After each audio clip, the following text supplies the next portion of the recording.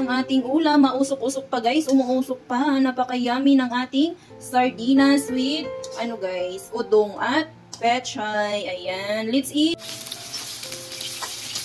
Para malamig nyo. Ilagay ang bawang.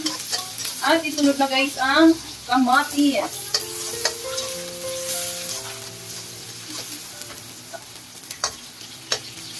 Isutay mo mabuti guys.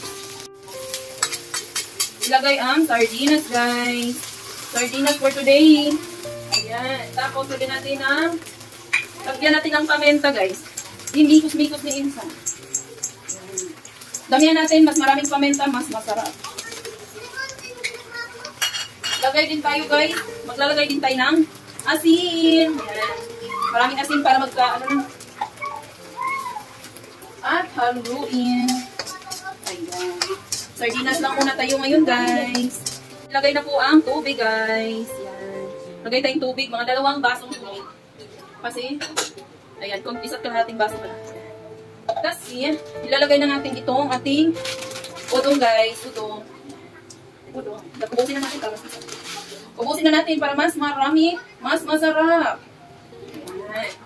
Ayan, guys, luto na itong ating udong at ganyan lang ang ating texture ngayon para mas masarap. Ilagay na natin itong pechay, ayan. Udong with pechay po ang ating recipe ngayong gabi.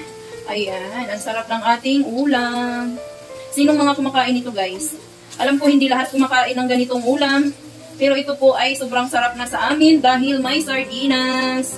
Ayan, thank you guys for watching. Maraming salamat sa inyong patuloy na panonood ng aking mga video. Let's eat guys!